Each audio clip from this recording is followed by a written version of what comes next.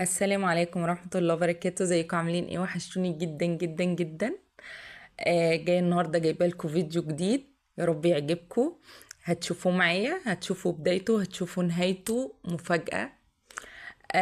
قلت اوريكم. كنتوا بتسألوا عن بيتي القديم.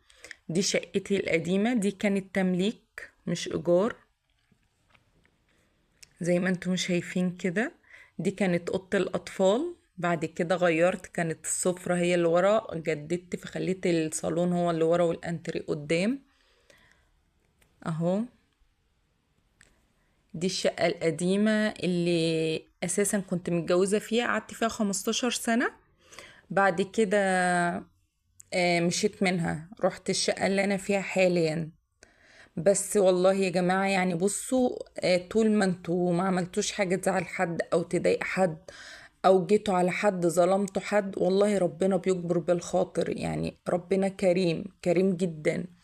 يعني انا ربنا جبر بخاطري، نقلت مكان احسن، اوسع، على طريق عام رئيسي. انا كنت في منطقة كويسة برضو هناك، ومنطقة راقية وكده، بس المنطقة هنا افضل واحسن واوسع واجمل، وشقة اوسع واجمل. فربنا بيعوض والله. بصوا ما تظلموش، وربنا يعوض. كان حد سألني على المركبة دي، ايه ايه يعني فكرتها. المركبة دي آه كورنر كوفي، كوفي كورنر، ماشي. فانا كنت جبتها ان انا احطها في زاوية في المطبخ عندي، ان هي كوفي كورنر. وبعد ما جبتها اكتشفت ان المسافة اللي بين قطعتين المطبخ اقل حاجة بسيطة من طولها. فطبعا ما عرفتش احطها، فبقيت احطها بقى على اي حاجة يعني كمنظر وخلاص، لكن هي كحاجة هي كوفي كورنر بس. لكن هي مش زينة او حاجة تتحط في المكان كده زي الفازات انتيكات او كده، لا. هي دي كوفي كورنر. دي كانت الشقة بتاعتي، كانت 3 اوض وريسبشن اوضتين. دي كانت اوضة الاطفال بتاعت الولاد، كنت حطاهم مع بعض، بس بنتي قالت لي يا ماما انا عايزة تبقى ليا اوضة لوحدي يعني. فقلت لها خلاص يا بوسي، هعمل لك اوضه لوحدك. وقد كان، عملت لها اوضه كامله بمشتملاتها، بسرير، وحطيت لي ياسين السرير في مع الانتريه هنا وهم صغيرين. الفيديو ده بقاله 5 سنين تقريبا او 4 سنين ونص. وكنت دخلت السفرة في الأوضة اهو. وهنا كنت بقول لهم ان النيش، مش النيش، انا عندي 2 نيش، نيش ودولاب فضية. والله اللهم احفظنا يا رب من كل شر وسوء. بعد ما فرشته فجأة لقيت الارفف بتاعته بتنزل على بعض، مع انه هو صغير ومش محملة عليه حاجة، كلها كاسات كاسات كاسات. بس هنا بقى قلت اعلم بنتي، خدت بالنصيحة بتاعتكو وبأفكاركم، وقلت أبدأ إن أنا أعلمها. فقلت إن أنا أعلمها أكلة بس بطريقة سهلة. فقلت أعلمها طريقة عمايل المكرونة بالبشاميل، بس بطريقة سهلة بالنسبة لها هي، لأن أنا أوقات بنزل وباجي، فبنبقى عايزين نعمل أكل. فبصراحة أنا اليومين اللي سافرت فيهم، ربنا يهديها يا رب ويبارك فيها يا رب، ويعني يطرح فيهم البركة كلهم يا رب. جيت لقيتها عاملة مرة مكرونة صلصة، وتاني يوم كانت عاملة مسقعة. وطبعا بقى ايه ما ادراكوا، زيهم زي الرجالة لما يخشوا المطبخ ويطلعوا منه يخلوا المطبخ فوق ايه تحتيه. بس بصراحة يعني كانت الى حد ما الطف من كل مرة. فعملت الاكل، فقلت ايه اعرفها ازاي تتعمل بطريقة سهلة و... وتقدر تعملها لو انا مش موجودة بكل بساطة. بس هنا انا كنت بقشر البصل معاكو. وبعد ما اقشره، بص انا كل بصلايه بقشرها بغسلها واجي احطها في الطبق نضيفه، ماشي. مش بحط عشان الطبق يتوسخ تاني من المادة السوداء اللي بتبقى موجودة فيها، لا. انا بصلاية ببصلاية بقشرها، اروح اغسلها، برجع احطها في الطبق. بجهز كمية البصل كلها مرة واحدة في كيسة كده زي ما انتم شايفين. وببدأ ان انا ايه اجيب الكبة وابدأ ان انا ايه اضربها في الكبة. بس بقطع تقطيع، يعني ما بفضلش متواصلة في دوسة الكبة، لا. بدوس وافصل، ادوس وافصل، ادوس وافصل. اهو زي ما انتم شايفين كده. هنا حطيت ملح، وكان اخر شوية فلفل اسمر في الكيس، كانت العلبة فضيت فخدتهم حطيتهم. هبقى انزل بقى اشتري. اهو بصوا، بتحركوا الكبة عشان تجيبوا اللي على الجناب، بينزل وبيتقطع. اهو بصوا بوريكوا اتقطع وبقى شكله عامل ازاي.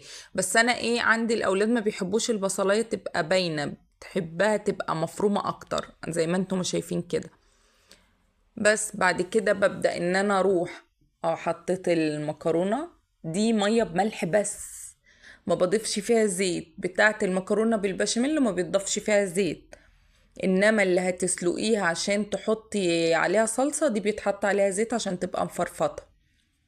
حطيت اللحمة من غير اي دهون، كفاية الدهن اللي هيبقى في البشاميل. فبصراحة ما بحطش في اللحمة اي دهون، بعتمد ان هي تنزل الدهن بتاعها، وهوريكوا الدهن اللي هينزل منها عامل ازاي. بس بفضل اقلب فيها كده لغاية اما تنزل. انا كنت مطلعاها قبليها بيوم بس على رف التلاجة، فمسافة ما بتشم النار بتبدأ تفك. ما بحطهاش برا، بطلعها من الفريزر واحطها في التلاجة. اهو زي ما انتم شايفين كده. بتفضلي بقى تقلبي تقلبي تقلبي لغاية اهو بصوا بصوا، ده دهن نازل منها. انا والله ولا حطيت لها سمنة ولا زيت ولا اي حاجة. كده اهي بعد ما فرفطت كلها من بعض نزلت عليها بالبصل. برضو بسيبه اوطي العين خالص بعد ما بحط البهارات فيها. بوطي العين البهارات. بصوا، جوز الطيب، ورق لورا، حبهان، عود قرفة. اهو زي ما انتم شايفين كده. وبتقلبي وتغطيها بقى وتسيبيها على نار واطية خالص. ممكن بس تضيفيلها يعني اقل من ربع كوباية مية، وتوطي عليها وتسيبيها. بعد كده البشاميل طبعا عشان اعلمها طريقة عمل البشاميل بالدقيق مش هيبقى سهل عليه. فقلت لها في الخلطة الجاهزة، عشان طبعا هي ايديها مش هتلحق تعمل الدقيق وتعمل اللبن وتحط البهارات اللي انا هقول لها عليها، مش هتلحق هي لسه. فقلت لها بقى، قلت لها بصي هنحط السمنة والخلطة تبقى موجودة كده، خلطة البشاميل دي تبقى سايبة كده في السمنة ما تبقاش متكتلة. بعد كده نبدأ ننزل. الكيس بياخد كيلو لبن، كيس خلطة البشاميل دي بياخد كيلو لبن. وهو بصي بيبقى مظبوط مظبوط على الشعرة، يعني مش محتاج اي حاجة تاني، كيس مع كيلو. وبيطلع حلو على فكرة. وحط كمية اللبن مرة واحدة ودوبي، هيدوب وهيبقى سايب خالص وهيبقى حلو جدا وهيبقى ناعم.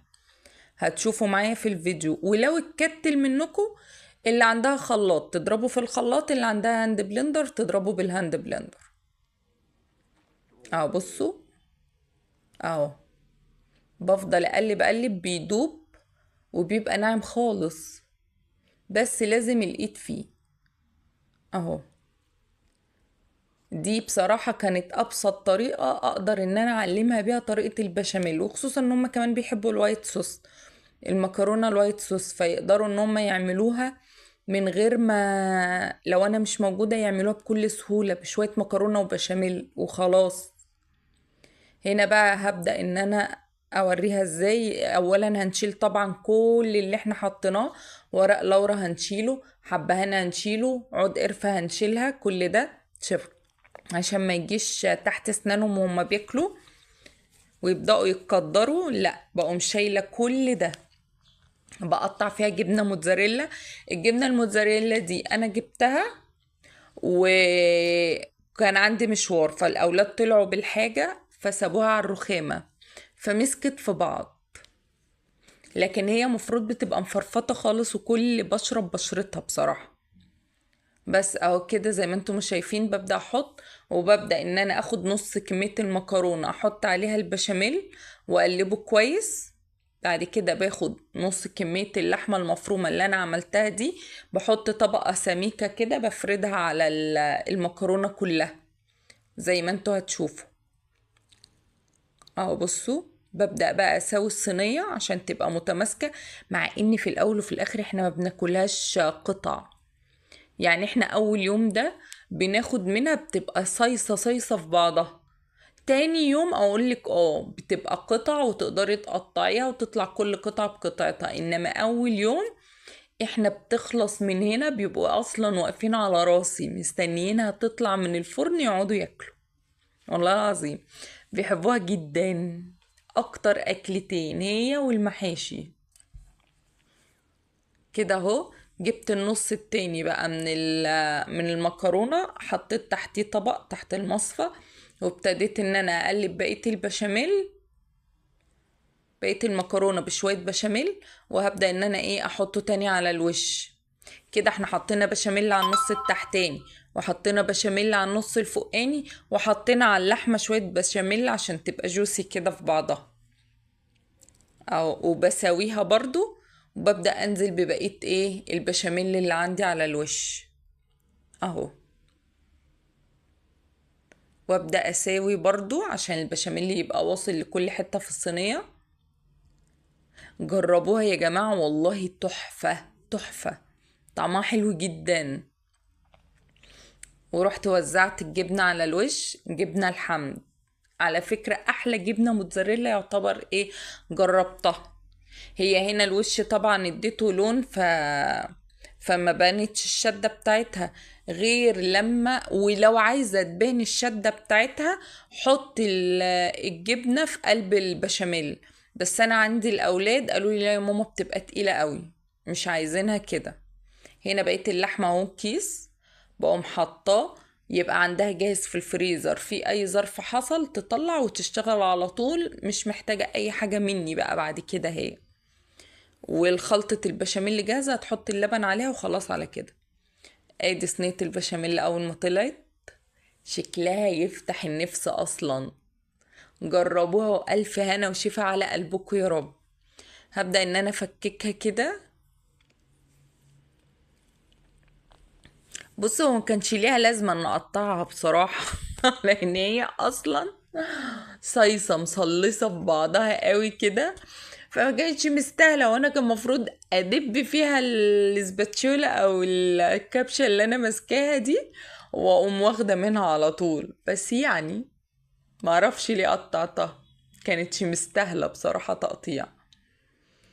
اهو زي ما انتم شايفين كده اهو. وهبدأ بقى ان انا اخد منها كده. بصوا والله تحفة، جربوها والف هنا وشفا على قلوبكم، هتعجبكم قوي قوي قوي. وانا هنزل لكم تاني طريقة عمل مكرونة بالبشاميل، بس بقى بطريقة البشاميل اللي انا بعمله ان شاء الله باذن الله قريب وهتعجبكم. ها بصوا،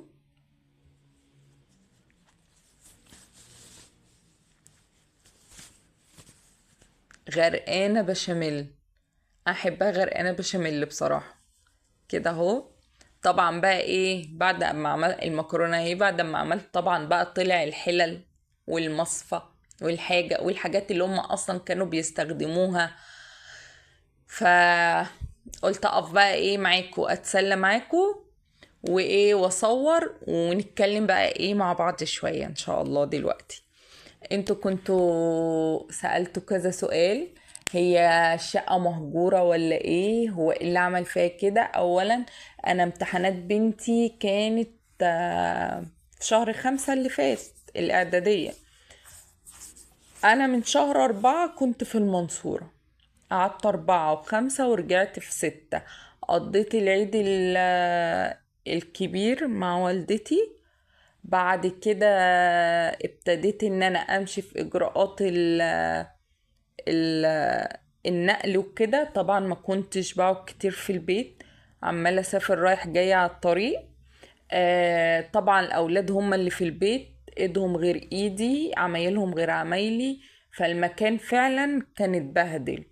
فاول ما ابتديت ان انا استقر في المكان واقعد وابقى اطول وقت ممكن قاعدة في البيت، ابتديت ان انا اقوم اعمل شقتي واعمل حاجتي انا بنفسي، ما اعتمدش على الاولاد.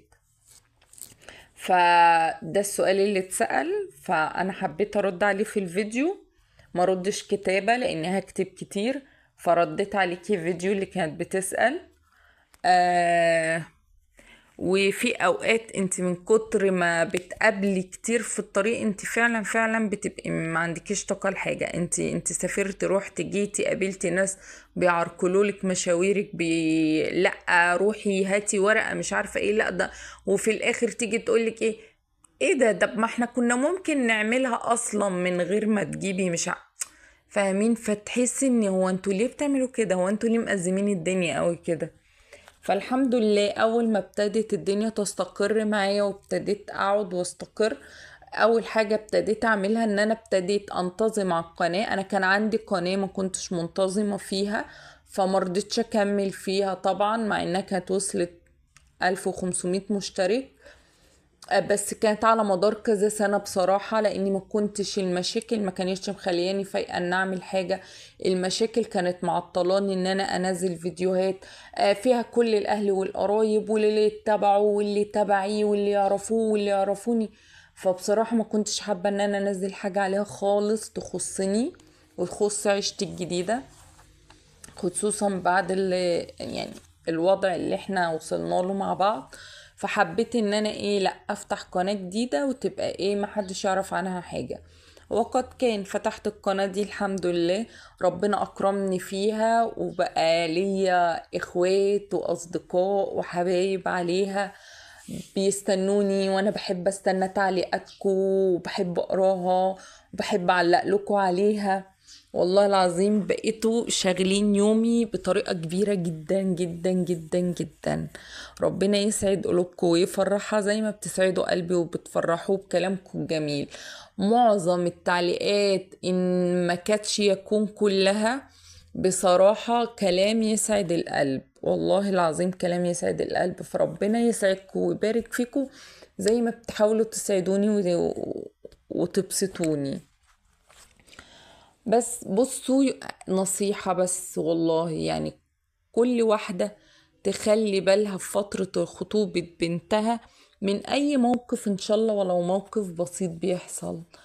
البنت ما بتبقاش في دماغها حاجات زي الأم كبيرة وناضجة بما فيه الكفاية إن هي توعي البنت. ويا ريت ما تقوليش بلاش الجواز، بلاش الجواز ليه تقتنع، مش بلاش وخلاص. يعني انا ماما بالنسبه لي كانت بتقول بلاش بلاش ليه؟ اصلي هتروحي تعيشي لوحدك. طب وفيها ايه؟ طب ما هو الظاهر ان هم كانوا كويسين، فيها ايه لما اروح اعيش في وسطهم؟ ايه المشكله؟ لكن في فعلا مواقف بتحصل بتبقى مفروض عندها بنقف. يعني انا في موقف من المواقف واحنا بنودي العفش، فماما زعلانه وبتعيط، فحماتي بتقول لها احنا لسه فيها، خدوا العفش وامشوا. مفروض كلمه زي دي كان يتوقف عندها، توقف عندها وقفه كبيره. بس ماما خلاص، انا بنتي مكتوب كتاب، انا هقف اتخانق على ايه؟ مش هنتناقش، مش هنتكلم. راحت ورا اخويا تقول له انا ده انت ليك عندي عروسة كنت عايزاها لابني، ابنها ده اللي هو كان جوزي. عندي بنت اختي ده انا كنت بتمناها لابني، ايه رأيك تاخدها؟ وقالتها وعادي. جينا اول اسبوع جواز، فجأة لقيت لقيت رقم عمال يبعتلي في رسائل غريبة قوي.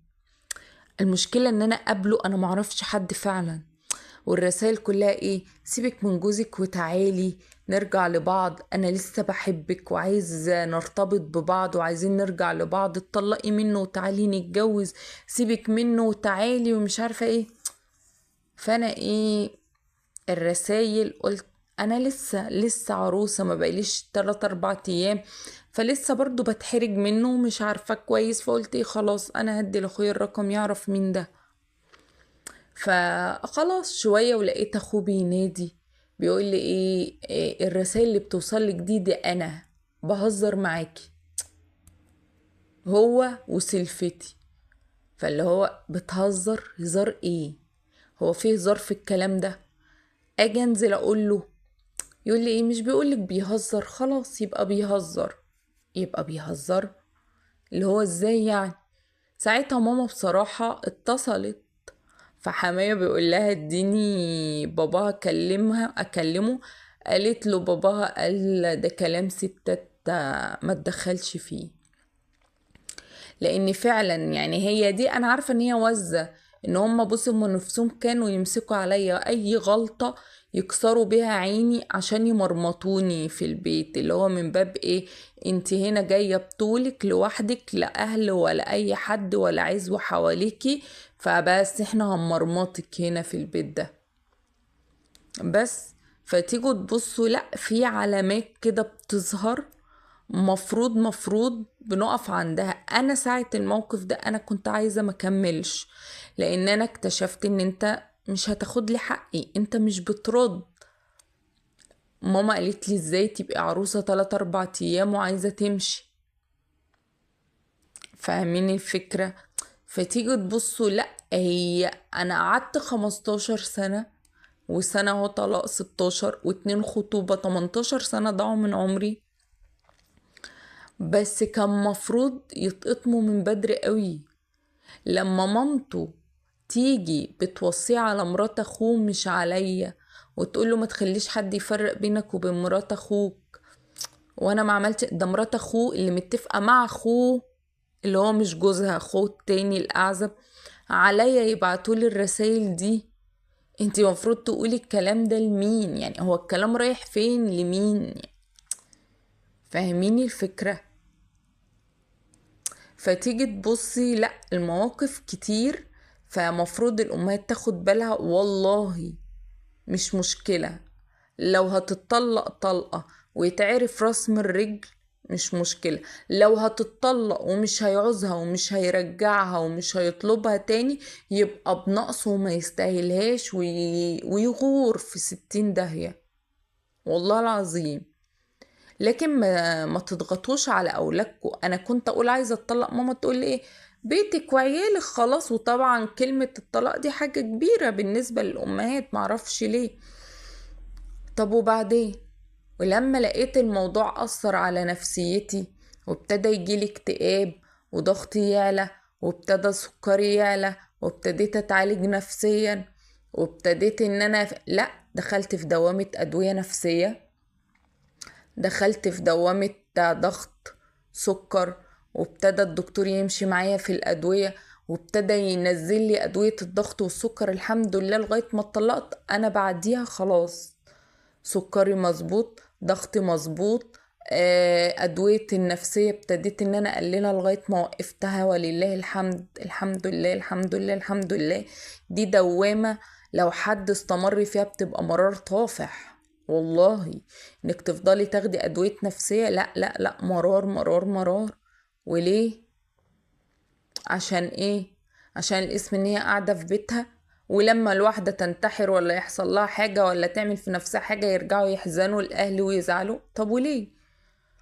ابغض الحلال عند الله الطلاق. مفيش حاجة اسمها ابغض، طالما ربنا حلله يبقى حلال، مفيش ابغض. انا اللي انا اعرفه ان ده حديث موضوع بس. لكن النفسية أهم، وصحتك أهم، وحاجات كتير كتير كتير جدا يا جماعة أهم. ما تضغطوش على أولادكم إن هم يكملوا في عيشة هم مش قادرين عليها. ما تضغطوش على أولادكم لغاية ما يجيبوا آخرهم، لأن لو جابوا آخرهم ما تعرفوش آخرهم ده ممكن يوصل لإيه. أنا وصل معايا إن رفعت قضية خلع، قلت لا، وبناقص أي حاجة تيجي منه، وبناقص أي حاجة تيجي من وراه. المهم اطلع بنفسي. طالما هو مش قادر انه ياخد موقف عشاني، يبقى خلاص. اهم حاجة انا نفسي، صحتي، اولادي، وخلاص. فخلوا بالكم من ولادكم، خلوا بالكم من بنكم، وما تضغطوش على بنت في حاجة. شوفوها أسبابها إيه، أسباب فعلا حقيقية ولا أسباب دلع، ولا هي معاها حق. لأن بصوا يعني أنا كل فيديو بقول حاجة، مع الوقت هتعرفوا القصة كلها من أولها لآخرها. فكان في طبعا حاجات كتير، بس مع الوقت يعني هكلمكم فيها واحكيها، لأن الفيديو طبعا قرب يخلص. أنا كان الترمس اللي أنا غسلته ده كان بتاع ماما، هو والمكنة أو الجهاز اللي كان معايا اللي في القطاعة ده، دول بتوع ماما أصلا. اه، وجي أخويا لما جاب لها حاجتها قال لي خديه، خليهم عندك تستعملوهم لو خرجت انتي والولاد ولا حاجة يبقوا معاكي. دي المخللات اللي انا عاملاها، بقى انزل لكم فيديو بيهم، انا مصوراهم. ده زيتون وليمون وفلفل وكده، هبقى اصوره لكم وانزله لكم ان شاء الله، او انا مصوراه هبقى انزله لكم ان شاء الله باذن الله. باذن واحد احد هنزله لكم قريب، انتظروه باذن الله. ولو حد منكم مر باي تجارب برضو كده يحكي لي، وانا هرد عليكم. ويا رب يجعلنا دايما ونس في حياة بعض. انتوا المؤنسات الغاليات على قلبي، ربنا يكرمني بيكوا، وربنا يديمكوا في حياتي ويديمني في حياتكوا يعني. يلا، والسلام عليكم ورحمة الله وبركاته.